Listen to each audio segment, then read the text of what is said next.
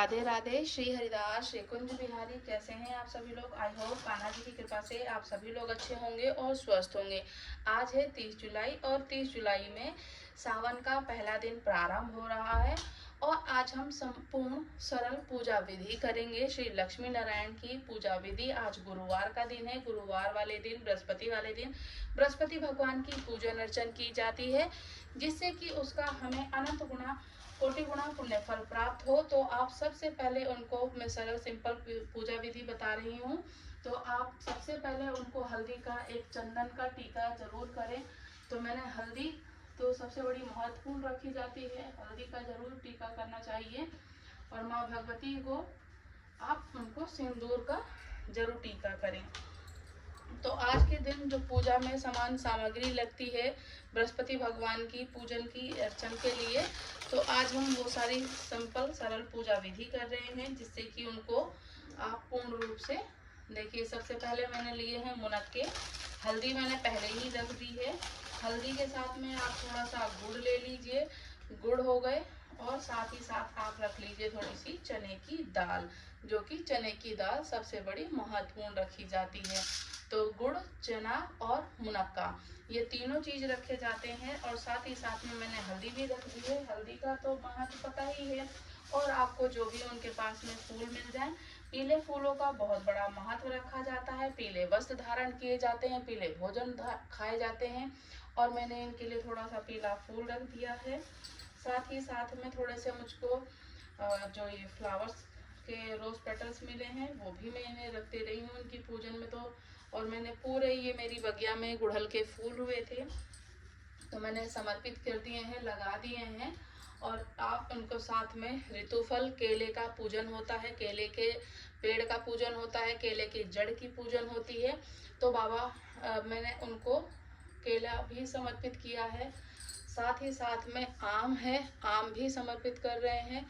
जो भी आपको ऋतुफल मिल जाए आप वो जरूर समर्पित करें। उससे क्या है, जो आपके से बन पड़ता है। ये हमारे पास अमरूद है, ये हमारी ही पेड़ का है, तो ये भी हमने समर्पित किया है। और इनको पूर्ण तरीके से इस तरीके से मैंने भोग समर्पित कर दिया है, जो भी ऋतु फल है। और एक लोटा साथ में जल जरूर समर्पित कीजिए, एक लोटा जल आप रख दीजिए। और अगर आप तुलसी पत्र धारण कराते हैं तो और भी अच्छा है, तुलसी पत्र भी धारण करा सकते हैं। अभी मैं भी धारण कराऊंगी तुलसी पत्र। और साथ ही साथ में मैं थोड़ा सा आपको बता देती हूँ। इनको आज हम जो कि दीपक प्रज्वलित करेंगे, कथा पढ़ेंगे। और कथा जो पढ़ते हैं श्री सत्यनारायण भगवान की, गुरुवार भगवान की, तो आज पूर्ण रूप से कथा के साथ ही हम लोग प्रारंभ करेंगे, पूजन अर्चन करेंगे। मैंने उनको टीका तो कर ही दिया है हल्दी का। आज हम लोग उनकी पूजन अर्चन, अगर आप चाहें तो आज के दिन उनको तुलसी जी की काष्ठ का भी दीपक प्रज्वलित कर सकते हैं। मैंने ये तुलसी जी की काष्ठ का दीपक बनाया है। और हरि नारायण जी को तुलसी जी तो बहुत प्रिय हैं, तो आप उनको वो समर्पित कर सकते हैं।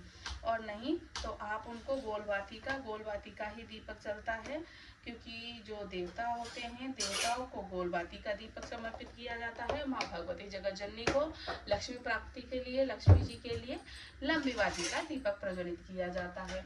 तो आज हम उनको गोलबाती का दीपक और घी का लगाएंगे। साथ ही साथ में आप उनको किसी भी प्रकार से, जो भी आपके पास ऋतु फल हैं, आप और भी सारी चीजें उनको समर्पित कर सकते हैं, जो कि मैंने आपको दिखाया। मैंने ऋतु फल समर्पित कर दिए हैं, आप भी समर्पित कर सकते हैं। ठीक है। और इसी तरीके से आप एक चीज का भी ध्यान रखें कि आज जैसे कि व्रत होता है, तो व्रत वाले दिन खास कर से हमारे हाथ से किसी भी वृक्ष की फल या कोई डाली नहीं टूटनी चाहिए, जिससे कि हम लोगों को जो व्रत होता है वो पूर्ण नहीं हो पाता है। तो मैंने पहले ही मार्केट से फूल खरीद लिए थे और मैं उन्हीं फूलों को आपको समर्पित करके दिखा रही हूँ। और ये मैं सारे फ्लावर्स हमने अपने साथी से तोड़वा लिए थे।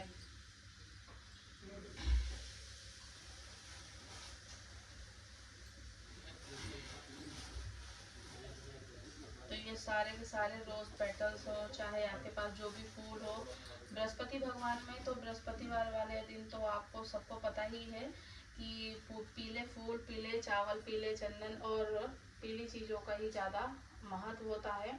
तो आप सब लोग भी पीले ही फल फूल या फिर उनको पूजा के लिए समर्पित करी हुई चीज़ों को प्रज्वलित करें या उनको धारण कराएं। पीले वस्त्र के धारण करा सकते हैं। और साथ ही साथ में उनकी पूजन का महत्व अधिक बढ़ जाता है जब हम कहा जाता है बृहस्पतिवार का व्रत, गुरुवार का व्रत बृहस्पति भगवान को प्रसन्न करने के लिए, हरि नारायण को प्रसन्न करने के लिए भी किया जाता है और मन की मनोकामनाओं की पूर्ति के लिए किया जाता है। जैसे जो भी हमारे मन की मनोकामना हो तो वो भगवान अवश्य ही पूर्ण करते हैं। और उससे कहा जाता है कि श्री लक्ष्मी नारायण इतने प्रसन्न होते हैं कि हमारी मनोकामना पूर्ण करते हैं। और साथ ही साथ में हम लोगों को जो हमारी गलतियां हों उसकी क्षमा याचना करें, प्रार्थना करें कि नहीं है। और मैंने दीपक के लिए घी रख दिया है, लगा दिया है। और साथ ही साथ में हम लोग इनकी पूजन अर्चन कर रहे हैं सरल सिंपल। देखिए सरल सिंपल सी पूजा विधि जब गृहस्थ जीवन में होते हैं तो गृहस्थ जीवन में इतनी सारी चीज़ें नहीं हो पाती हैं और होने को हो भी जाती हैं, ऐसी बात नहीं है कि व्यवस्था के ऊपर होती है कि आप कैसी व्यवस्था किस तरीके से कर रहे हैं। तो अपना से जितना जैसे बन पड़ता है तो हम जरूर करना चाहिए। तो मैंने इनके लिए गुड़, चना और मुनक्का, तो ये देखिए तो महत्वपूर्ण है बृहस्पति भगवान की पूजन के लिए। गुड़, चना और मुनक्का, हल्दी, ये तो सबसे बड़ा महत्वपूर्ण है। और इसके साथ आपको अगर फल ना मिले तो कोई बात नहीं, और केले के जड़ में वृक्ष में पूजन किया जाता है, इनका पूजन अर्चन की जाती है। और साथ ही साथ में इनको जो भी ऋतु फल मिल गए तो वो समर्पित कर दीजिए। और 1 लोटा जल और तुलसी जी का पत्र, अभी तुलसी जी का पत्र मैं उनसे तुड़वाऊंगी, फिर उनको मैं धारण कराऊंगी। मैं तो नहीं तोड़ूंगी, व्रत वाले दिन में कुछ भी फल फूल या पत्ते वगैरह नहीं तोड़ने चाहिए। तो अब हम लोग बृहस्पतिवार व्रत की विधि विधान को और साथ ही साथ में बृहस्पति भगवान के व्रत की कथा को श्रवण करेंगे। श्री लक्ष्मी नारायण भगवान की जय हो, बृहस्पति भगवान की जय हो।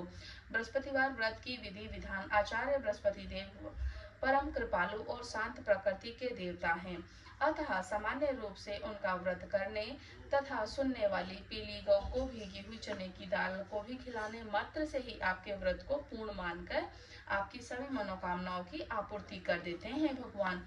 जहाँ तक शास्त्रीय विधान का प्रश्न है कि मध्याह्न में ही बृहस्पति देव को पूर्ण भक्ति भाव से पूजा आराधना करने से, उनके मंत्रों को उच्चारण करने से, ओम नमो भगवते वासुदेवाय, ओम नमो नारायणा का उच्चारण करने से, ओम बृहस्पते नमः, ओम बृहस्पते नमः, एक माला भी अगर आपने जप कर ली, मंत्र कर लिया, तो उसके बाद आपने गौ को जो भी दाल या चने की दाल या पीली रोटी, पीला भोजन कराया, तो वह भक्तों को बांट भी देते हैं और स्वयं भी भोजन ग्रहण करते हैं। तीसरे पहर में हम एक समय भोजन को ग्रहण कर सकते हैं, एक समय फलहार और एक समय भोजन का विधान है।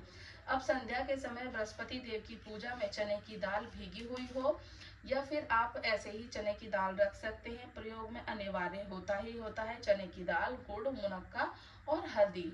व्रत धारण करता चने की दाल के आटे का या बेसन से बने हुए भोज्य पदार्थ का भोजन करते हैं। आप शाम को एक समय जो कि फलहार करते हैं, एक समय भोजन करते हैं बेसन का या चने की दाल का हलवा या बेसन का हलवा, बेसन के लड्डू, और या फिर पीला ही खाना है आपको, पीला ही और मीठा होना चाहिए, नमक नहीं खाया जाता है।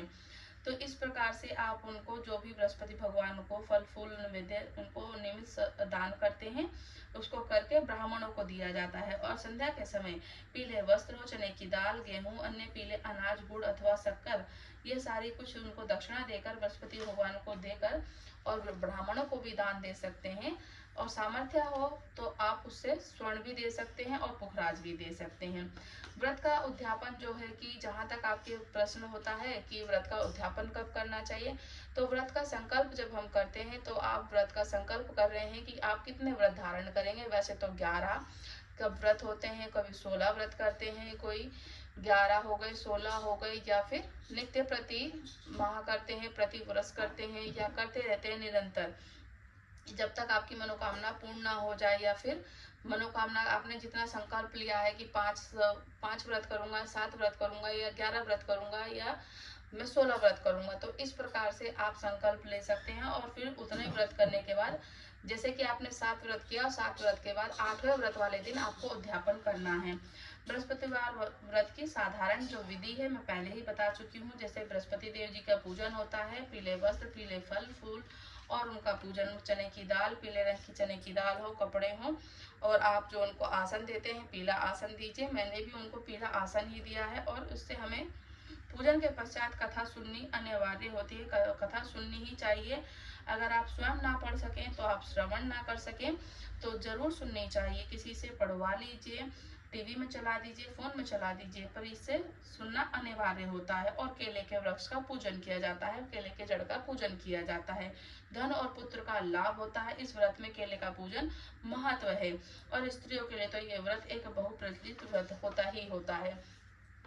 व्रत बृहस्पतिवार के व्रत की कथा। एक राजा था जिसके घर में अन्न और धन की कोई कमी थी नहीं, परंतु उसकी स्त्री बहुत ही कृपण थी। वह कभी किसी भिक्षार्थी को कुछ भी दान नहीं देती थी, सारे दिन घर का काम काज में ही लगी रहती। तो एक समय साधु महात्मा बृहस्पतिवार के दिन उसके द्वार पर आए और भिक्षा की याचना की। स्त्री उस समय घर आंगन को लीप रही थी।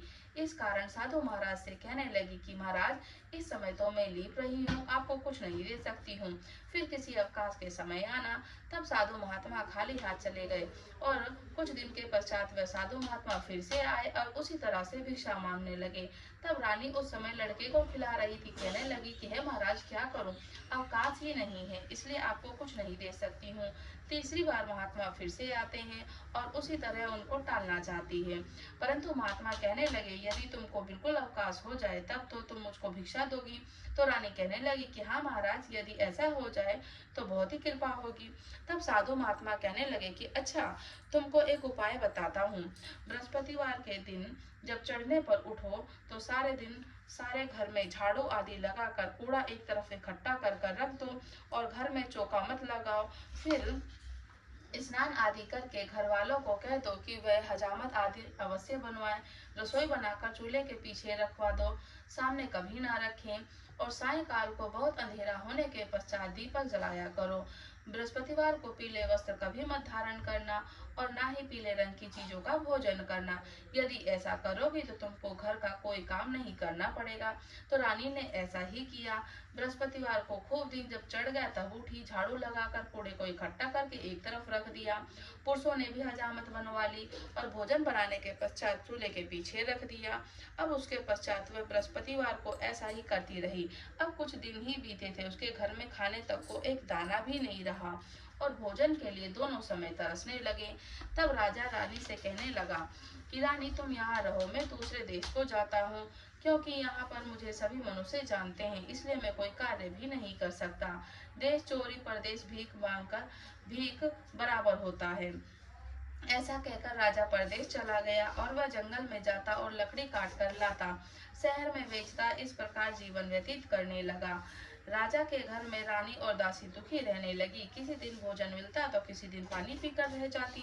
एक बार जब रानी और दासी को 7 दिन बिना भोजन के व्यतीत करने पड़े तो रानी दासी से कहती है कि दासी, यही नगर के पास मेरी बहन रहती है और वो बड़ी ही धनवान है, इस कारण से तू उसके पास जा और वहां से 5 शेर कोई बेझर ले आ, जिससे कुछ समय के लिए हमारा गुजारा हो जाए। इस प्रकार रानी की आज्ञा को मानकर दासी उसकी बहन के पास गई और कहती है कि मुझे आपकी बहन ने भेजा है। उस समय रानी की बहन पूजा कर रही थी, क्योंकि वह रोज बृहस्पतिवार का व्रत करती थी और कथा को श्रवण करती थी।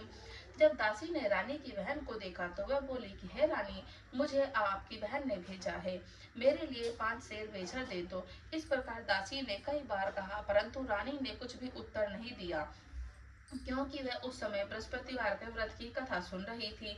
इस प्रकार जब बांदी को किसी प्रकार का उत्तर न मिला, वह बहुत दुखी हुई और क्रोध भी आया। घर लौटकर अपने गांव में रानी के पास आकर बोलती है कि रानी, तुम्हारी बहन तो बहुत ही बड़ी आदमनी है और घमंडी है, वह छोटे मनुष्य से बात भी नहीं करती है। जब मैंने उनसे सब कुछ कहा तो किसी प्रकार का उत्तर भी नहीं दिया।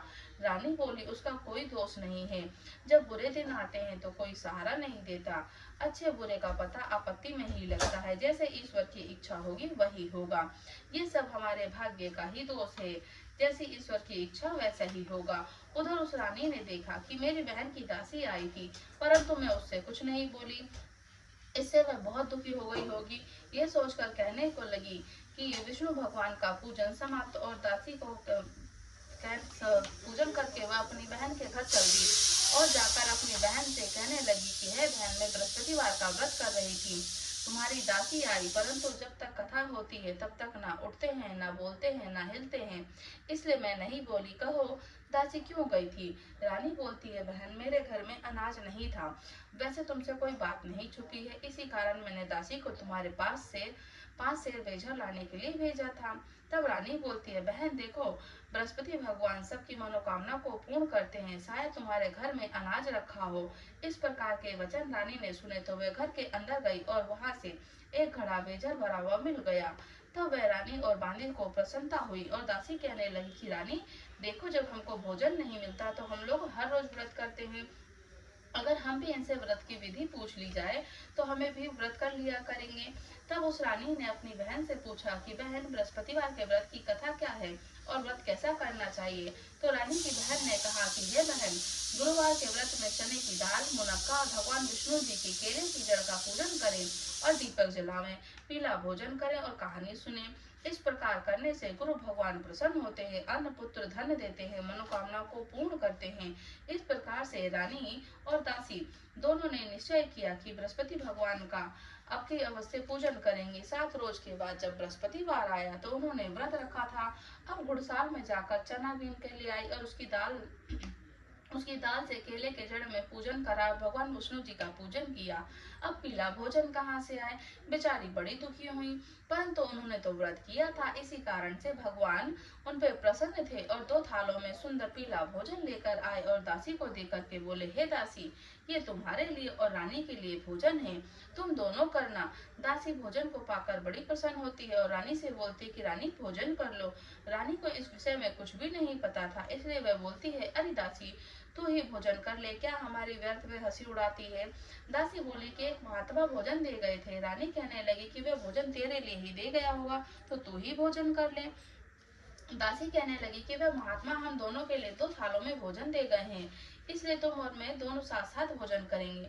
इस प्रकार रानी और बांदी दोनों ने गुरु भगवान को नमस्कार करके भोजन को प्रारंभ किया और प्रत्येक बृहस्पतिवार को गुरु भगवान का व्रत और विष्णु भगवान का पूजन करने लगी। बृहस्पति भगवान की कृपा से रानी और दासी के पास फिर पहले की तरह से धन हो गया और उसी प्रकार से रानी फिर से आलस्य करने लगी। तब दासी बोलती है कि देखो रानी, तुम्हें पहले इसी प्रकार आलस्य किया करती थी और तुम्हें धन रखने का कष्ट होता था, इसी कारण से सारा धन भी नष्ट हो गया था। अब पुनः से भगवान की कृपा से हमें धन प्राप्त हुआ है, तो फिर तुम्हें पहले की तरह आलस्य होता है। बड़ी मुसीबतों के बाद तो हमने ये धन पाया है, इसलिए हमें दान पुण्य करना चाहिए।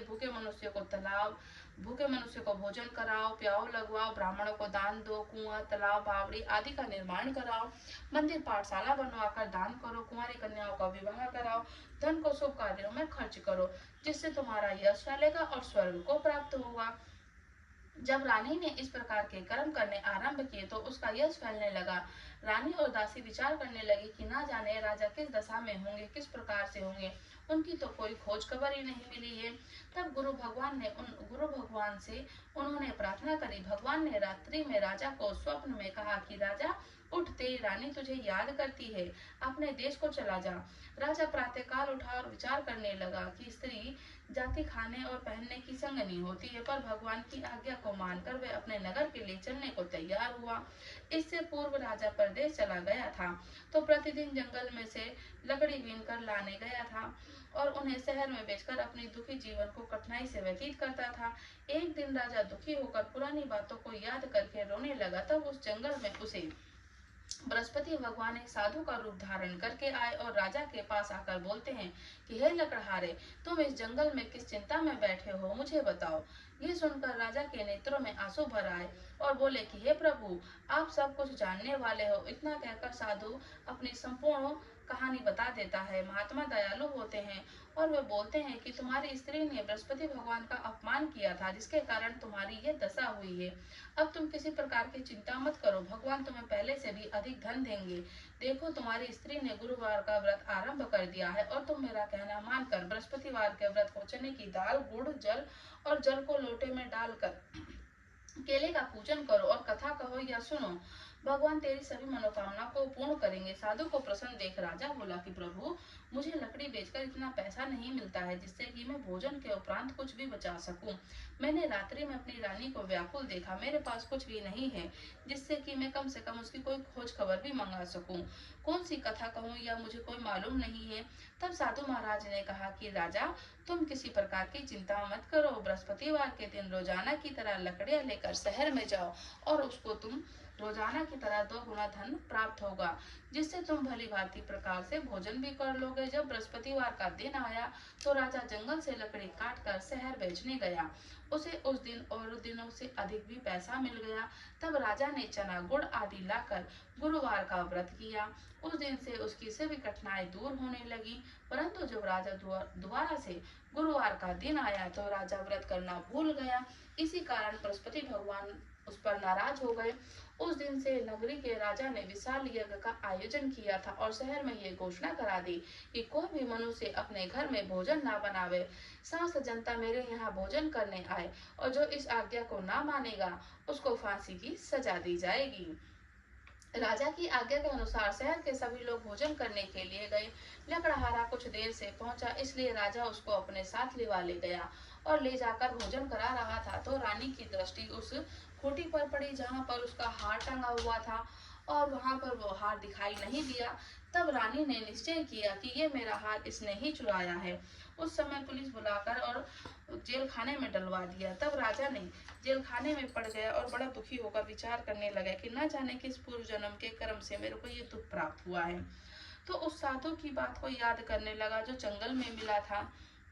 उसी समय तत्काल बृहस्पति देव साधु का रूप में प्रकट हो गए और उसकी दशा को देखकर कहने लगे कि अरे मूर्ख, तूने बृहस्पति देवता की कथा नहीं सुनी, इसी कारण तुझे दुख प्राप्त हुआ है। अब चिंता मत कर, बृहस्पतिवार के दिन जेल खाने के दरवाजे पर 4 पैसे पड़े मिलेंगे और उसे तू बृहस्पतिवार का पूजन करना, तभी तेरे कष्ट दूर हो जाएंगे। बृहस्पतिवार के दिन उसे 4 पैसे मिले। राजा ने कथा की और उसे रात्रि को बृहस्पति देव ने उस नगर के राजा को स्वप्न में कहा कि राजा, तुमने जिस आदमी को जेल खाने में बंद किया है वह निर्दोष है, उसे छोड़ देना। रानी का हार उसी खूंटी पर लटका हुआ है, अगर तू ऐसा नहीं करेगा तो तेरे राज्य को मैं नष्ट कर दूंगा। इसी प्रकार के रात्रि के स्वप्न को देखकर राजा प्रातःकाल उठा और उसने खूंटी पर हार देखा तो लकड़हारे को बुलाकर क्षमा मांगी। तब राजा को यथा योग्य सुंदर वस्त्र आभूषण देकर विदा कर दिया। जब राजा नगर के निकट पहुंचा तो उसे बड़ा ही आश्चर्य हुआ। नगर में पहले से अधिक बाग, तालाब, कुएं, बहुत सी धर्मशालाएं, मंदिर आदि बन गए थे। राजा ने पूछा, ये किसका बाग और धर्मशाला है? तो नगर के लोग कहते हैं कि ये सब बाग धर्मशाला रानी के हैं और बांदी के हैं। और राजा को बड़ा आश्चर्य होता है और गुस्सा भी आता है। तब रानी ने ये खबर सुनी, राजा आ रहे हैं, तो उसने अपनी बांदी से कहा, दासी देख, राजा हमको कितनी बुरी हालत में छोड़ करके गए थे, कहीं हमें वो पहचाने ना लौट जाए, इसलिए तू दरवाजे पर जाकर खड़ी हो जा। तब दासी आज्ञा के अनुसार दरवाजे पर खड़ी हो गई। राजा जब आए तो उन्होंने लिवा लाई। तब राजा ने क्रोध करके अपनी तलवार निकाली और पूछने लगी कि ये धन तुम्हें कैसे प्राप्त हुआ है? तो उन्होंने कहा, हमें ये बृहस्पति देव की प्रभाव से प्राप्त हुआ है। राजा ने निश्चय किया कि 7 रोज के बाद तो सभी बृहस्पति भगवान का पूजन करते हैं, परंतु मैं रोजाना दिन में 3 बार कहानी कथा कहूंगा और रोज व्रत करूंगा। अब हर समय राजा दुपट्टे में चने की दाल बांधे रहते और 3 बार कहानी कहते। एक दिन राजा ने विचार किया कि चलो अपनी बहन के पास हो आए। इस प्रकार से निश्चय कर घोड़े पर सवार होकर अपनी बहन के यहाँ जाने लगा। मार्ग में देखा कि कुछ आदमी एक मुर्दे के लिए ले जा रहे हैं। उन्हें रोककर राजा ने कहा कि अरे भाई, मेरी बृहस्पति भगवान की कथा सुन लो। वे बोले, लो, हमारा आदमी मर गया है और उसको अपनी कथा की पड़ी है। परंतु कुछ आदमी बोले कि अच्छा कहो, हम तुम्हारी कहानी तो सुनेंगे। राजा ने दाल निकाली और जब कहानी आधी हो गई थी तो मुर्दा हिलने लगा। जब कहानी समाप्त हुई तो राम राम कहकर खड़ा हो गया। अब आगे मार्ग में उसे एक किसान खेत में हल चलाता हुआ मिला, तो उसने खेत में जाकर किसान से बोला कि अरे भाई मेरी बृहस्पति भगवान की कथा सुन लो।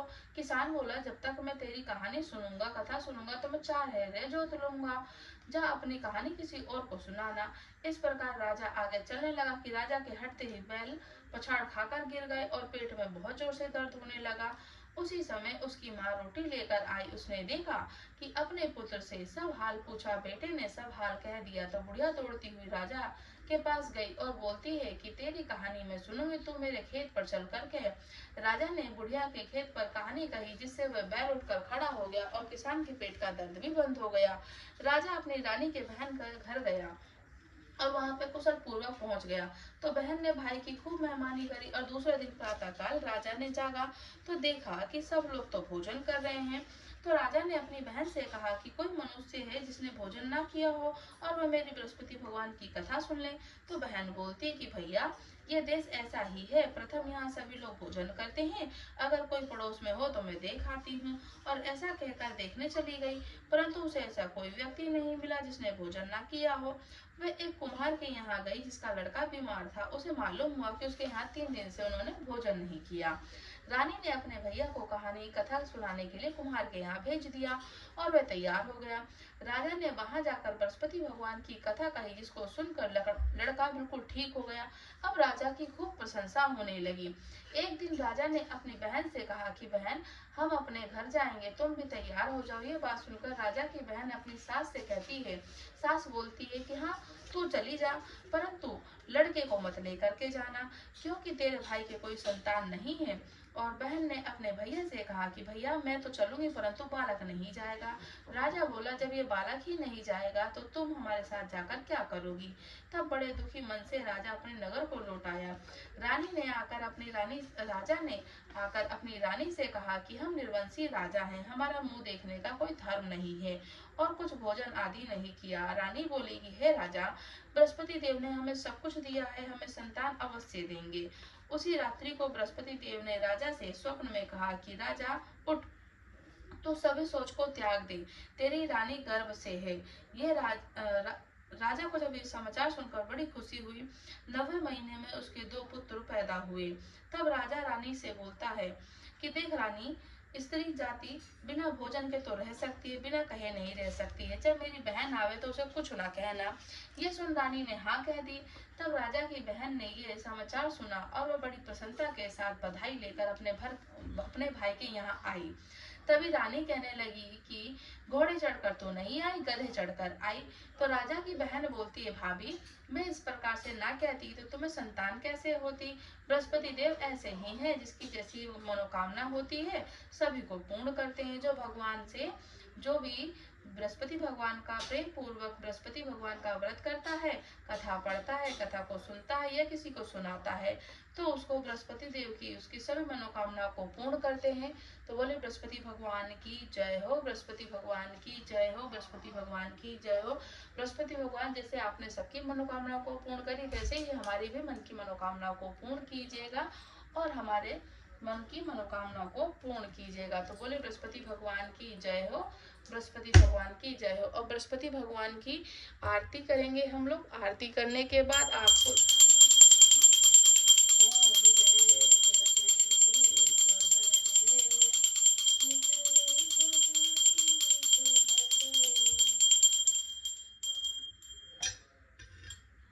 बृहस्पति भगवान की आरती करके उनको स्मरण करके आपके अपनी जो भी मन की मनोकामना हो, संकल्प हो, वो मांगे, मनोकामनाओं की पूर्ति की याचना करें और इसी प्रकार से उनसे क्षमा याचना करें कि हमसे जो भी गलती हुई हो क्षमा कीजिएगा और हम पर कष्ट जो है हमारे कष्टों का उद्धार कीजिएगा, हमारा उद्धार कीजिएगा।